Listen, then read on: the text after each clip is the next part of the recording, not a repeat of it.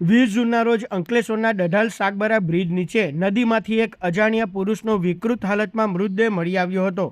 મૃતદેહની હાલત એટલી ખરાબ હતી કે તેની ઓળખ કરવી પોલીસ માટે મોટો પડકાર બની હતી. જોકે મૃતકના હાથ પરના ટેટૂના આધારે પોલીસે તપાસ આગળ વધારી હતી. તપાસ દરમિયાન મૃતકની ઓળખ પરેશ મણીલાલ વસાવા તરીકે થઈ હતી.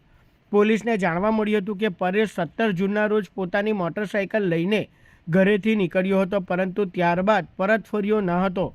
પોલીસે ઘટનાની ગંભીરતાને ધ્યાને રાખી ભરૂચ અને અંકલેશ્વર વિસ્તારના 150થી વધુ સીસીટીવી કેમેરા ચકાસ્યા હતા.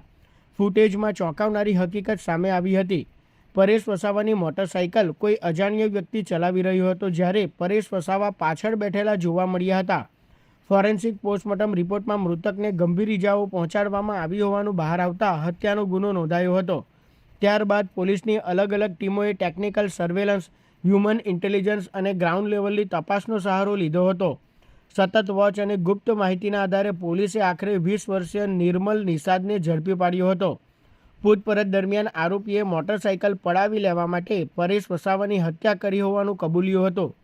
હત્યા બાદ આરોપીએ મૃતદેહને નદીમાં ફેંકી પુરાવા નષ્ટ કરવાનો પ્રયાસ કર્યો હતો. ઉલ્લેખનીય છે કે આરોપી નિર્મલ સામે અગાઉ પણ અંકલેશ્વરમાં ચેઇન સ્નેચિંગ સહિતના ગુના નોંધાઈ ચૂક્યા છે.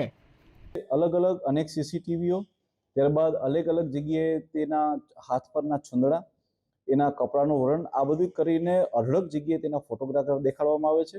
150થી વધારે સીસીટીવી ચેક કરવામાં આવે છે અને જેને આધારે જે મૃતક છે તેનું નામ પરેશ મણીલાલ વસાવા, ઉંમર વર્ષ 40, જે રહે દૂધપરા ડેરી નજીક ભોલાવ જીઆઈડીસી ખાતે તે હોવાનું મળી આવે છે.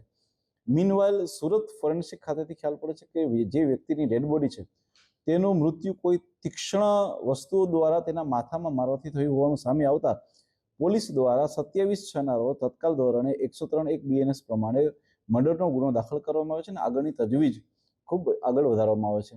જેમાં અમારા અંકલેશ્વર ડિવિઝનના ડીવાયએસપી, એલસીબીની ટીમ અને લોકલ પીએ જે છે એ ખૂબ જ મહેનત ઉઠાવે છે અને ત્યારબાદ જે છે એ બધી જ વસ્તુ ચેક કરતા ખ્યાલ પડે છે કે 17/6/2026ના રોજ આ વ્યક્તિ ભોલાવ જીઆઈડીસી ખાતેથી નીકળી અને ત્યારબાદ જે છે તેમનું લોકેશન મળી આવતું ન હતું. આગળ વધુ તપાસ ધરતા હ્યુમન ઇન્ટેલિજન્સના આધારે અને ટેકનિકલ ઇન્ટેલિજન્સના આધારે ખ્યાલ પડે છે કે એક વ્યક્તિ કે જેનું નામ છે નિર્મલ રાજુ નિષાદ, ઉંમર વર્ષ 20, જે મૂળ રહે છે ઉત્તર પ્રદેશ અને અહીંયા દૂધદા નજીક રહે છે અને આ વ્યક્તિના ટચમાં છેલ્લે 1 વર્ષથી હતો. તેની સાથે છેલ્લે જોવામાં આવ્યો હતો અને ત્યારબાદ ઇન્ટ્રોગેશનના આધારે અને અલગ અલગ બીજી ટેકનિકના આધારે પોલીસને સફળતામાં હાથ ધરે છે કે જેમાં વ્યક્તિ દ્વારા માત્ર તેનું મોટરસાયકલ પડાવી લેવાના હેતુ પાર ના આવતા તેણે વ્યક્તિનું પથ્થરથી મૃત્યુ નિપજાવ્યું હતું અને ત્યારબાદ જે ત્યાંથી એ ડેડ બોડીને ડમ્પ કરીને ફરાર થઈ ગયા હતા. આ વ્યક્તિ જે નિર્મલ રાજુ નિષાદ છે તેની ઉપર આ અગાઉ પણ 2025ની સાલમાં ચેઇન સ્નેચિંગના એટલે કે 304(2) મુજબના 2 ગુના પણ દાખલ થયેલા છે.